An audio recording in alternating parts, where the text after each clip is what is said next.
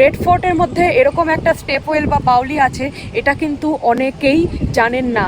মোগল সাম্রাজ্যের মানে সূর্যোদয় যেরকম একটা সময় এই রেড ফোর্ট থেকে হয়েছিল, সেরকম সূর্যাস্তও কিন্তু এই রেড ফোর্ট দিয়েই হয়েছে। একই সাথে পরাধীন ভারতবর্ষ যেরকম রেড ফোর্ট দেখেছে, সেরকম স্বাধীন ভারতের সূর্যোদয়ও কিন্তু রেড ফোর্ট দেখেছে।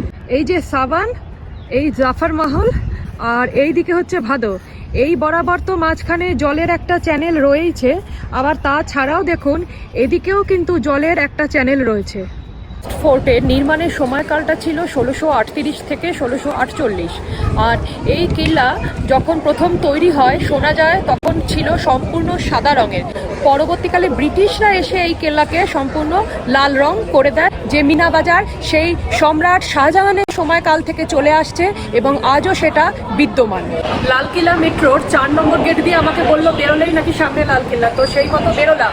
এই যে প্যাসেজটা যেটা এখানে ব্লক করে রেখেছে, এখান থেকে এখন ঢুকতে দেবে না, আপনাকে 1.5 কিলোমিটার ঘুরে আসতে হবে। এটা বোধহয় বেলা 11টার পর সরাবে, তারপর সরাসরি এখান থেকে হয়তো ঢুকতে দেবে। আর যদি আপনাদের হাঁটুতে ব্যথা, পায়ে ব্যথা, অসুস্থ এইসব ব্যাপার থাকে, কিছু বাচ্চা কাচ্চা থাকে, সেই জন্য এখানে টোটোর ব্যবস্থা আছে। এই টোটোগুলো কিন্তু ঘুরিয়ে আপনাকে ওই গেট অবধি নিয়ে যাবে। দুনিয়াতে এখনো ভালো মনের মানুষ রয়েছে, তার পরিচয় পেলাম। এই যে এসআই এর অনলাইন টিকিট রয়েছে, এবং আমি যেহেতু একা, আমি এখানে যে সিকিউরিটি লোক রয়েছে তাকে টিকিট দেখালাম, দেখিয়ে বললাম আমি একা মানুষ, আমাকে যদি একটু দয়া করে এখান থেকে ঢুকতে দেন, এতখানি রাস্তা আমি ঘুরে আসবো। যদি কিছু অসুবিধা আপনাদের না থাকে সিকিউরিটির ব্যাপারে, আমার ব্যাগ ফ্যাগ যা আছে চেক করে নিন। তা ওরা একবারেই রাজি হয়ে বললো আপনি একা আছেন, চলে আসুন। এবং চলে এসেছি রেড ফোর্টের সামনে। এবং সত্যি এই দিনটাতে কোনোদিন আমার জীবনে আসবে যে রেড ফোর্টের সামনে এসে আমি দাঁড়াবো, যেই রেড ফোর্ট কিনা ভারতের স্বাধীনতা এবং পরাধীনতার সাক্ষী, সেই রেড ফোর্টের সামনে যে আমিও আসতে পারবো, আমিও যে নিজের চোখে দেখতে পারবো এই রেড ফোর্টকে। সত্যি মানে আজকে আমার জীবনে একটা সত্যি খুশির দিন। আর এই দিনটা আজকে এই ভিডিওর মাধ্যমে আমি আপনাদের সবার সাথে, আমার সকল দর্শক বন্ধুর সাথে সেটা শেয়ার করে নিতে চাই। লালকেল্লায় মোট 4টে গেট রয়েছে। এটা যেরকম লাহোরি গেট, সেরকম আরেকটা রয়েছে দিল্লি গেট, আরেকটা রয়েছে যমুনা গেট, আরেকটা হচ্ছে সেলিম গেট। এই 4টে গেট। এই জায়গাটা দেখুন পুরো ফোর্টটাকে ঘিরে রয়েছে। এই জায়গাটা পুরো এরকম রাউন্ড করে রয়েছে। এই জায়গাটা অ্যাকচুয়ালি আগে পরীক্ষা ছিল, এই জায়গাটায় জল ভর্তি ছিল, এবং এই পরীক্ষাতে হিংস্র কুমির ছাড়া থাকতো, যাতে শত্রুরা কোনোভাবেই এই পরীক্ষাটাকে ক্রস করে এই ফোর্টের দেওয়াল বেয়ে যাতে ফোর্টে এন্ট্রি করতে না পারতো, তার আগেই তারা কুমিরের পেটে চলে যাবে।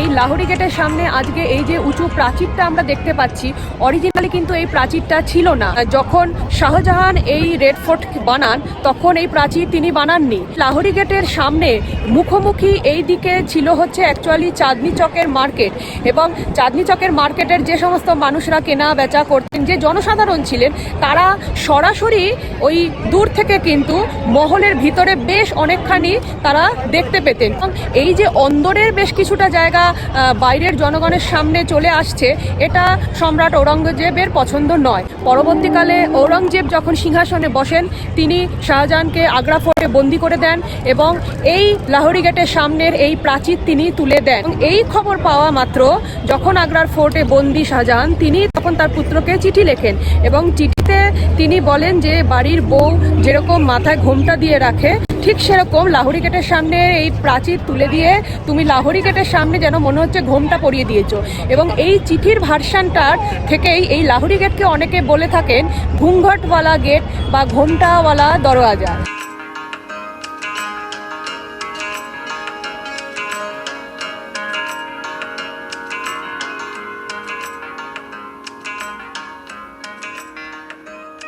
এই যে গেট দিয়ে ঢুকবো, এই ঢোকার মুখে এরকম দুটো ক্যানন রয়েছে। এই ক্যানন দুটো কিন্তু একদম অরিজিনাল ক্যানন। এই ক্যানন দুটোর আবার ইয়ার লেখা রয়েছে, দেখুন 1827, 1827 সালের ক্যানন। এই ভিক্টোরিয়ান ক্রাউনের মার্কিংটাও রয়েছে, মানে ব্রিটিশ আমলের ক্যানন।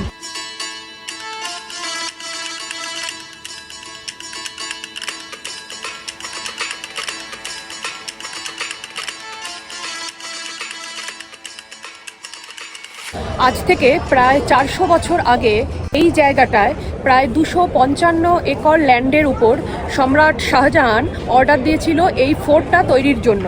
এটাকে রেড ফোর্ট নাম দিয়েছে হচ্ছে ব্রিটিশরা এই গোটা দুর্গটাকে লাল রং করে দেয়, কেননা তাদের যে স্থাপত্যগুলো সেগুলো তারা লাল রঙের বানায়, মানে রংটা তারা লাল করে, সেই সাথে পুরো কেল্লার যা যা ছিল সেইগুলো সব লাল রং করে দেয়। যদিও সেই সময় তারা এই ফোর্টের প্রায় 80% ধ্বংস করে দিয়ে তাদের ভিক্টোরিয়ান স্টাইলের কিছু বিল্ডিং বানিয়ে নেয়। আর শাহজাহান যখন এই কেল্লাটা বানিয়েছিলেন সেই সময় এই কেল্লার নাম ছিল হচ্ছে কিলা ই মুবারক, যেটার সহজভাবে অর্থটা করলে দাঁড়ায় হচ্ছে ব্লেসড ফোর্ট।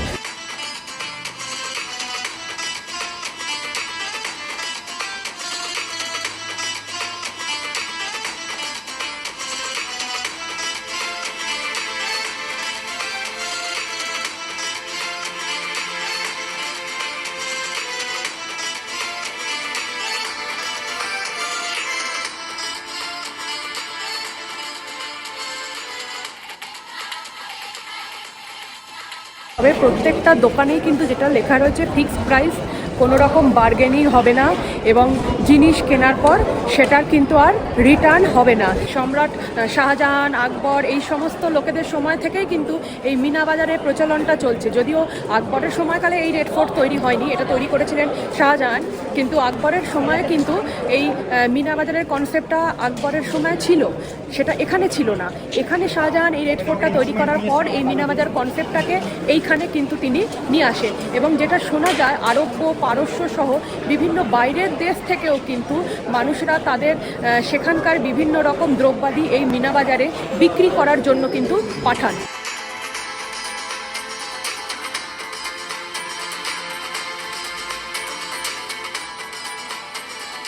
এটাকে অ্যাকচুয়ালি বলা হচ্ছে ছাত্তা চক। এই ছাত্তা চকটা কিন্তু 2 স্টোরি বিল্ডিং। শাহজাহানের সময়কালে এই নিচেও যেরকম দোকান বসেছে এখন, সেরকম উপরেও আরেক সেট দোকান বসতো, দুদিকেই তাই, এই উপরেও বসতো নিচেও বসতো। এবং এই যে উপরের কভারিং এরিয়াটা হচ্ছে মানে আচ্ছাদন দেওয়া, যাতে রোদ বৃষ্টিতে কোনো রকম প্রবলেম না হয়, সেই কারণেই এই মিনা বাজারের পুরো এরিয়াটা, এই জায়গাটার নাম হচ্ছে ছাত্তা চক। 1646-এ শাহজাহান পেশোয়ারে এই রকম একটা জিনিস দেখেন এবং সেই কনসেপ্টটাই তিনি নিয়ে আসেন এই দিল্লির রেড ফোর্টে বা কিলা ই মুবারকে। এবং এই ছাত্তা চকের তখন কিন্তু নাম ছিল অন্য, বাজার ই মুসাকফ তখনকার নাম ছিল। এখানে ভিতরে ডালমিয়া কোম্পানির সাথে অন্য আরেকটা কোনো কোম্পানির প্রাইভেট উদ্যোগে একটা মিউজিয়াম আর একটা 360 ডিগ্রি একটা কি শোয়ের একটা বন্দোবস্ত হয়েছে, যেটার টিকিট কিন্তু আলাদা, এএসআই টিকিটের মধ্যে ইনক্লুডেড নয়। এবং এটার কিন্তু ভিতরে কোনো ক্যামেরা ফটোগ্রাফিও হবে না। টিকিট হচ্ছে আপনার 100 টাকা শুধুমাত্র মিউজিয়ামটুকু ঘোরার জন্য, এবং সেই সাথে একটা শো আছে। সেই শোটা আর মিউজিয়াম এই দুটো যদি একসাথে দেখেন তাহলে 150, 150 টাকার টিকিট। দেখছেন এই পুরো ওয়ালটায় মার্বেল পাথরের মধ্যে অজস্র নাম খোদাই করা আছে, যে নাম পড়ে বা গুণে শেষ করতে পারবো না।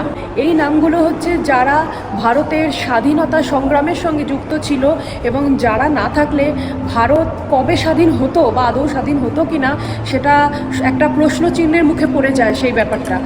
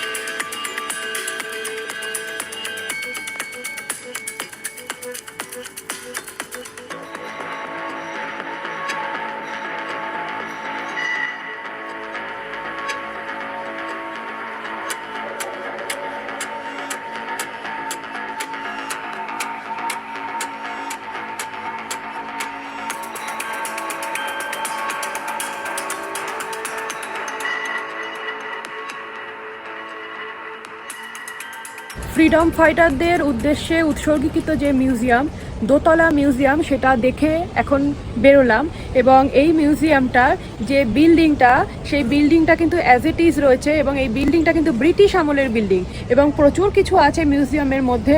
মানে যদি ডিটেইলে পড়তে হয় তাহলে বেশ অনেক ঘন্টা সময় লেগে যাবে। 1899 থেকে 1905 সাল পর্যন্ত ভারতবর্ষের ভাইসরয় ছিলেন লর্ড কার্জন। তিনি একটু দয়া দেখিয়ে এই রেড ফোর্টের যে ধ্বংসপ্রাপ্ত অংশগুলোকে একটু রিবিল্ড আর রিকনস্ট্রাকশনের অর্ডার দেন। তবে যেগুলো একদম ধ্বংস করে তারা নিজেদের মতো স্ট্রাকচার বানিয়ে নিয়েছিলেন, যেমন দেখুন এই আর একটা স্ট্রাকচার নিজেদের মতো বানিয়ে নিয়েছেন, এগুলোকে কিন্তু তিনি আর আগের জায়গায় ফিরিয়ে দেননি। রেড ফোর্টের মধ্যে এইটা দেখুন একটা স্টেপওয়ে, নিচে দেখুন এখনো জল রয়েছে, কিছুটা জল দেখা যাচ্ছে, তবে সেটা অনেকটাই নোংরা শ্যাওলা মাখা জল। এই জলটা কিন্তু অ্যাকচুয়ালি আগেকার দিনে কাজে ব্যবহার করা হতো।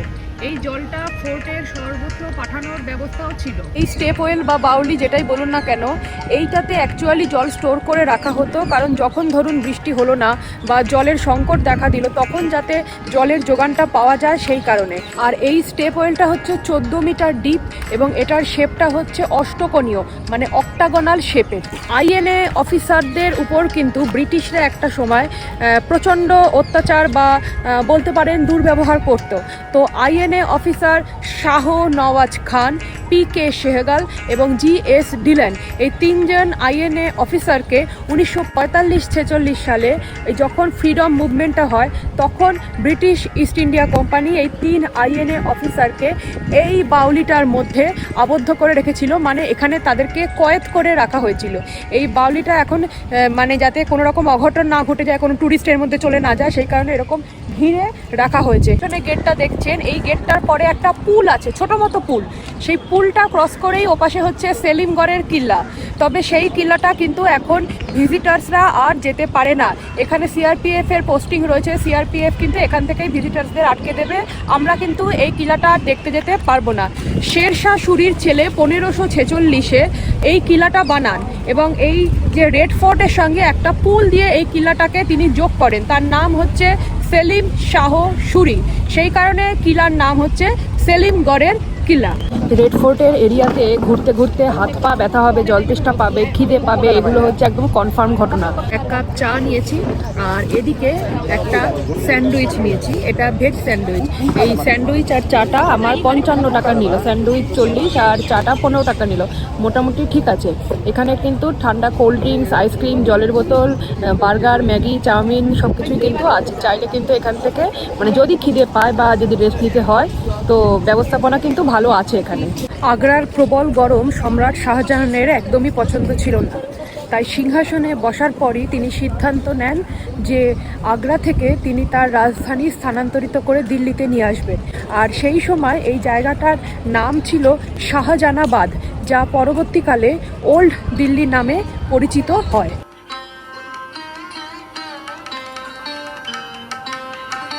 সম্রাটের আগমন বার্তা দিকে দিকে পৌঁছে দেওয়ার জন্য যে বাদ্যযন্ত্রবাদকরা, যে বাদ্যযন্ত্র, সানাই বা ঢোল, যে সমস্ত জিনিসগুলো তৎকালীন সময়ে বাজাতো যে জায়গাটায় বসে, সেটাই হচ্ছে নহবতখানা। বা সম্রাট যখন জনতার সঙ্গে পাবলিক মিটিংয়ের জন্য আসতেন তখন এই নহবতখানাতেও কিন্তু বাদ্যযন্ত্র বাজানো হতো। তো এটা হচ্ছে নহবতখানার ভালো দিন। তবে এই নহবতখানার কিন্তু কালো দিনও রয়েছে।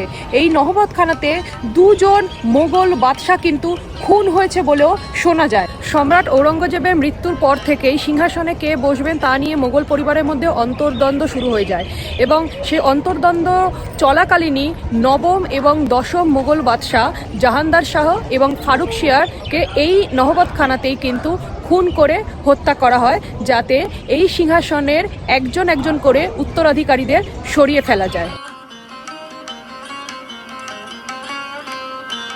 নহবতখানার দেওয়ালের যে সমস্ত কাজগুলো এখনও অক্ষত রয়েছে সেগুলো কিন্তু সত্যিই অপূর্ব এবং দেওয়ালের কাজের মধ্যে যে সমস্ত 3D এফেক্টগুলোকে তৈরি করা হয়েছে সেগুলো নিজের চোখে না দেখলে সেটা ক্যামেরায় দেখে বোঝা বা বিশ্বাস করাটা একটু কিন্তু কঠিন আছে।